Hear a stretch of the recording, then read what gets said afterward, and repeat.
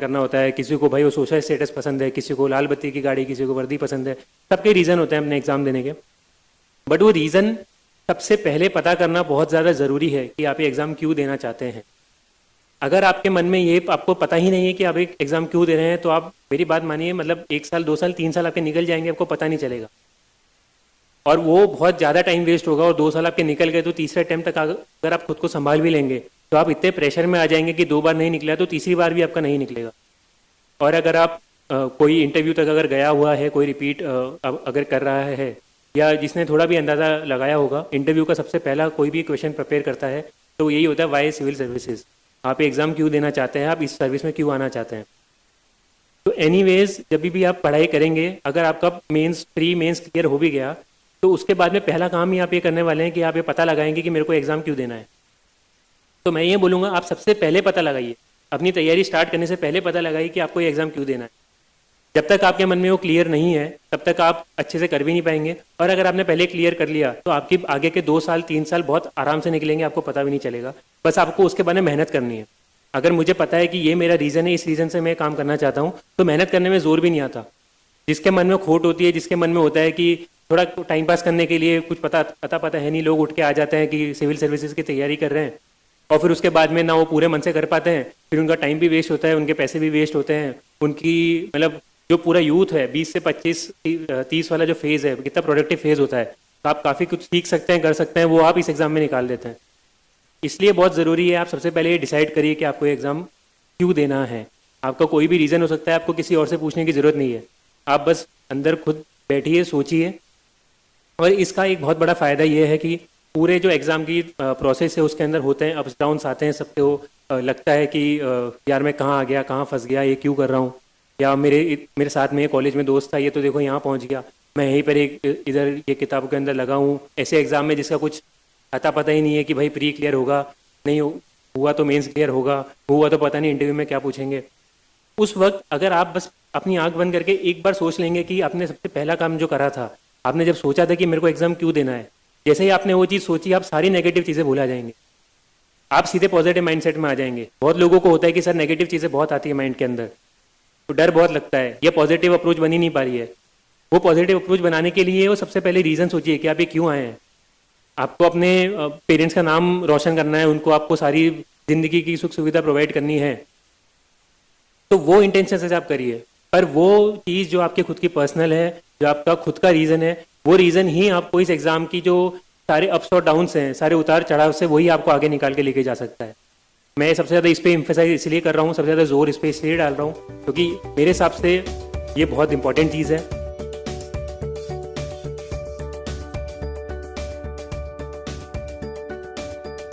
उसके आगे की चीज़ें अगर मैं बताऊँ तो ये करने के बाद में आपको पता होना चाहिए कि एग्ज़ाम क्या है, कितने फेज़ होते हैं, कितने स्टेज होते हैं, एक स्टेज में कितने नंबर पूछते हैं, वो जुड़ता है नहीं जुड़ता, ये क्वालिफाइंग है, ये इसके मार्क्स जुड़ते हैं, ये सब्जेक्टिव है, ऑब्जेक्टिव है, कब कब होते हैं, कितने टाइम का गैप मिलता है। ये हो गया। तो अब आपको देखना है कि सवाल कैसे पूछे जाते हैं, सिलेबस क्या है, कि भाई पढ़ना क्या है। आपने डिसाइड तो कर लिया कि आपको पढ़ना है, अब आपको पता ही नहीं कि क्या पढ़ना है। आपको पॉलिटी आती नहीं है, आपको पॉलिटी से डर लगता है, आपने जाके पढ़ना स्टार्ट कर दिया, महीने भर बाद में आपको पता चल रहा है कि यार इसमें तो पॉलिटी भी पढ़नी है, फिर आप सोचने लग जाएंगे। इसलिए ज़रूरी है कि वो चीज़ें पता होनी चाहिए। उस चीज़ों को पता होने के लिए यूपीएससी ने सब कुछ प्रोवाइड कर रखा है। यूपीएससी ने आपको सिलेबस दे रखा है, यूपीएससी के पिछले साल के सारे क्वेश्चंस ऑनलाइन अवेलेबल हैं।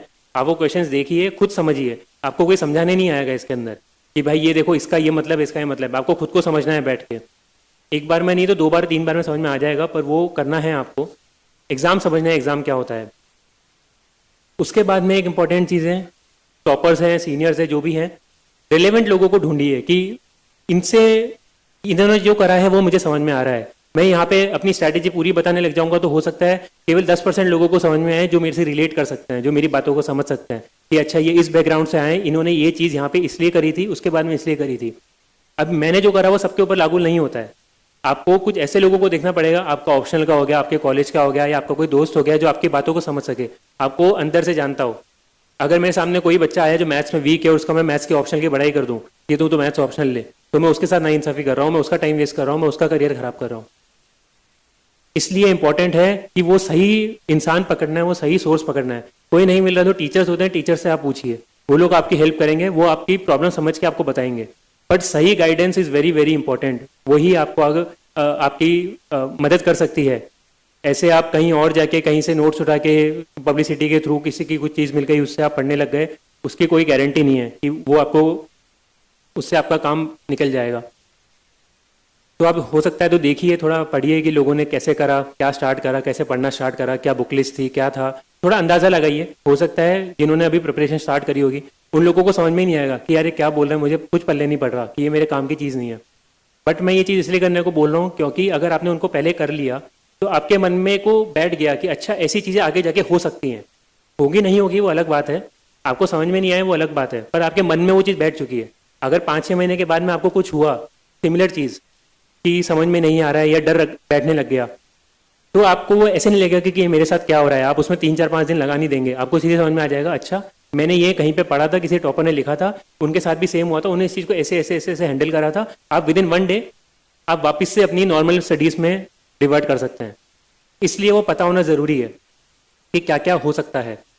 उसके बाद में बहुत इंपॉर्टेंट चीज़ है कि खुद के बारे में पता होना चाहिए कि आपकी क्या स्ट्रेंथ है, आपकी क्या ताकत है और क्या आपकी कमज़ोरी है। जब तक आपको वो नहीं पता है आप इस एग्जाम में वो कोल्हू के बैल की तरह घूमते रहेंगे, आप ऐसी जगह पे मेहनत करेंगे जिससे आपको कोई रिजल्ट ही नहीं आ रहा है।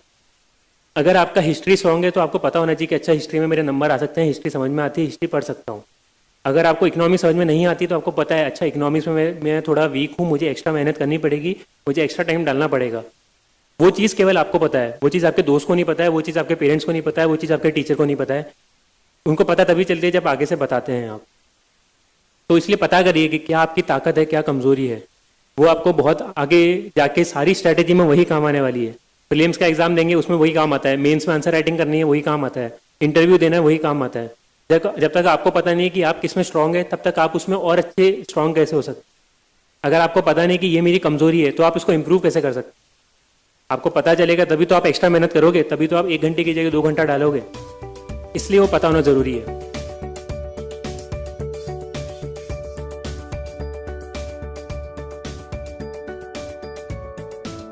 नेक्स्ट चीज़ है इसी से आगे जुड़ती है, वो होता है ऑप्शनल। ऑप्शनल बहुत लोगों को डाउट होता है कि क्या ऑप्शनल ले, कौन सा ऑप्शनल अच्छा है, ये ऑप्शनल अच्छा कर रहा है या बुरा कर रहा है, यूपीएससी इसमें स्केलिंग कर रहा है या इसमें नंबर कम आ रहे हैं, टॉपर इसमें कम आ रहे हैं, इसके नंबर तो इतने ज़्यादा ही हैं। ये सारी साइड की चीज़ें हैं। उसके पहले इंपॉर्टेंट है कि आपको क्या चीज़ समझ में आती है, किस चीज़ को आप पढ़ सकते हैं। यहीं पे आपकी ताकत और कमजोरी का फ़ायदा उठा सकते हैं आप। आपको पता है कि ये सब्जेक्ट मेरा स्ट्रांग है, इसको पढ़ सकता हूँ, तो वो आपकी ऑप्शनल की पॉसिबिलिटी है। जो आपका सब्जेक्ट ही वीक है, मैं टाइम भी वेस्ट नहीं कर रहा उस ऑप्शन को सोचने के लिए, क्योंकि मुझे ये वाली चीज़ पता थी, मैंने ये चीज़ पहले कर रखी थी। मैंने मेरा option with in 5 minutes decide करा था।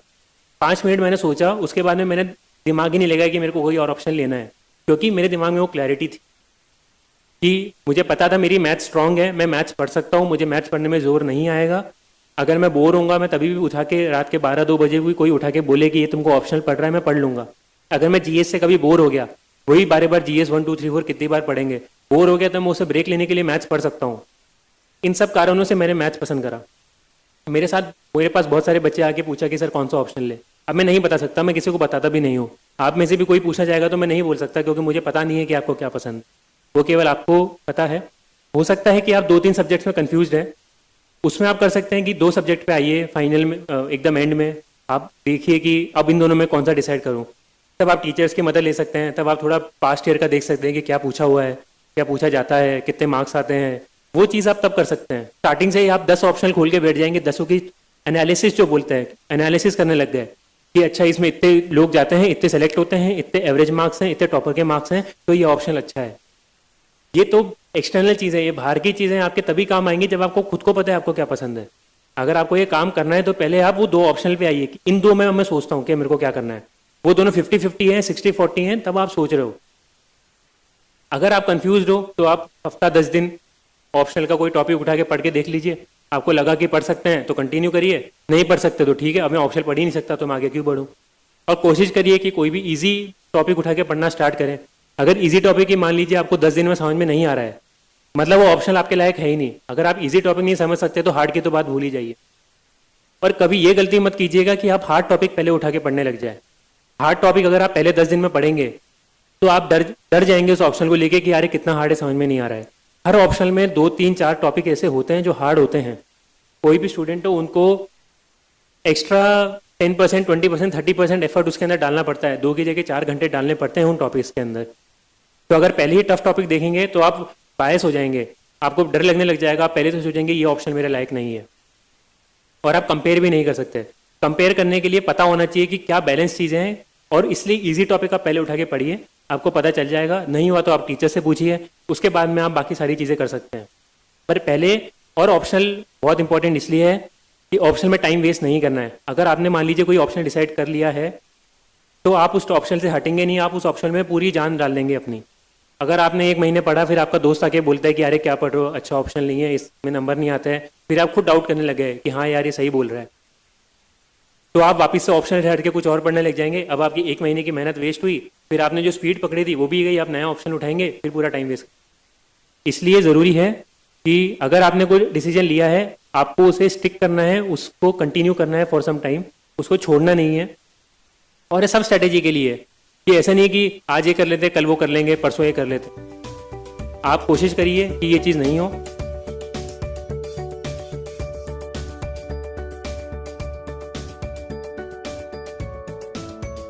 अगर इस एग्ज़ाम की पूरी 1 साल की मैं स्ट्रैटेजी बताऊं, तो इस एग्ज़ाम में कोई ऐसे तैयारी नहीं करता कि चलो मैं प्री की तैयारी कर रहा हूं या मैं मेंस की तैयारी कर रहा हूं। सब कोई इस हिसाब से पढ़ते हैं कि कॉन्सेप्चुअल चीज़ें समझे, बेस समझ में आए, बेसिक समझ में आए, उसके बाद में मेंस के पॉइंट ऑफ व्यू से पढ़ते हैं। जब प्रीलिम्स का टाइम आता है, 2 3 महीने होते हैं, तब सब लोग प्रीलिम्स पे ज़्यादा फोकस करते हैं कि चलो अब थोड़े ऑब्जेक्टिव टाइप क्वेश्चन कर लेते हैं, चलो थोड़े इंटेलिजेंट गेसिंग स्टार्ट कर देते हैं, थोड़ी टेस्ट सीरीज दे देते हैं, वो अब 3 महीने पहले करते हैं। अगर आप केवल प्रीलिम्स पॉइंट ऑफ व्यू से पढ़ रहे हैं तो आप बहुत बड़ी गलती कर सकते हैं। अगर आप अपनी पढ़ाई स्टार्ट कर रहे हैं तो मैं अभी आपको ये वाली बात बोलता हूँ, उसका रीज़न भी बताता हूँ। मान लीजिए आपने मेंस की तैयारी नहीं करी है, केवल प्रीलिम्स की तैयारी करी है कि प्रीलिम्स छोड़ देंगे, प्रीलिम्स के नंबर कहीं नहीं जुड़ने वाले। अगर 98 कट ऑफ है तो आप 98.05 नंबर पे भी आप प्रीलिम्स कट ऑफ पार करके क्लियर कर जाएंगे प्रीलिम्स। आपने अगर 98 की जगह 198 नंबर लेकर आ गए तो उसका कोई फायदा नहीं होने वाला है। तो इसलिए स्मार्टली आपको प्रीलिम्स को खेलना है। ज़्यादा एफर्ट भी डालेंगे तो आपका टाइम वेस्ट होगा। अब सपोज आपने पूरा टाइम प्रीलिम्स में डाल दिया और आपने जून तक केवल प्रीलिम्स की तैयारी करी और आपका प्री क्लियर हो गया। अब आपके पास 3.5 4 महीने का टाइम है मेंस पढ़ने के लिए। अब आप उतने कम टाइम में मेंस पढ़ ही नहीं सकते, पढ़ेंगे भी तो अच्छा आंसर नहीं लिख सकते। मान लीजिए 90% चांस है कि आपका मेंस क्लियर नहीं होगा। कुछ 5-10% लोग एक्सेप्शनल होते हैं, उनका होगा भी तो ऐसे कोई एक्सेप्शनल नंबर नहीं आएंगे कि खुद की पसंद की सर्विस मिल गई। वो होंगे कि बस लिस्ट के अंदर नीचे कहीं पे नाम आ गया, रिजर्व लिस्ट के अंदर आ गए। और सपोज आपने ये दे दिया, अपना मेंस भी एग्जाम दे दिया, 3 4 महीने थोड़ा घास काट के जल्दी जल्दी करके आपने अपना तैयारी कर ली, और आपने अब आप वेट कर रहे हैं रिजल्ट का कि मेंस का रिजल्ट देखते हैं, क्या पता हो जाए। उम्मीद तो लगा रखी है, उम्मीद सबकी लगी रहती है। अब दिसंबर में मान लीजिए रिजल्ट आया और रिजल्ट 90% नेगेटिव ही आना है, और सपोज नेगेटिव आया। अब आपके पास कितना टाइम बचा है मेंस की तैयारी करने का? आपके पास 1 या 2 महीने हैं, क्योंकि मार्च से आप फिर से प्रीलिम्स की तैयारी करना शुरू कर देंगे, क्योंकि प्रीलिम्स का डर सबसे ज़्यादा होता है लोगों को। फिर आपके पास केवल 2 महीने बचे, आप मेंस के अंदर आप पढ़ ही नहीं पाएंगे, आप एथिक्स नहीं पढ़ पाएंगे, आप GS3 नहीं पढ़ पाएंगे, आप GS2 नहीं पढ़ पाएंगे, आप हिस्ट्री नहीं पढ़ पाएंगे, आप सोसाइटी नहीं पढ़ पाएंगे। 2 महीने में कितना कर लेंगे? फिर आप वापस इसी चक्कर में फंस जाएंगे, फिर प्रीलिम्स की तैयारी करेंगे, फिर मेंस के वो क्लियर होगा, फिर मेंस के लिए पूरी तैयारी नहीं हो पाएगी, फिर मेंस नहीं हो पाएगा। इसलिए स्टार्ट करना बहुत इंपॉर्टेंट है। इसलिए मेंस से पॉइंट ऑफ व्यू से तैयारी करनी है। और मेंस का बहुत बड़ा इंपॉर्टेंट फैक्टर होता है ऑप्शनल। अगर आपको ऑप्शनल हैंडल है तो मेंस बहुत आराम से निकल जाएगा। इसीलिए मैंने बोला सबसे पहले ऑप्शनल खत्म करिए। अगर आप मान लीजिए मेंस के पॉइंट ऑफ व्यू से तैयारी कर रहे हैं, तो अगर आपने जितनी जल्दी अपना ऑप्शनल खत्म कर लिया तो आपने 1750 में से 500 नंबर का सिलेबस खत्म कर दिया।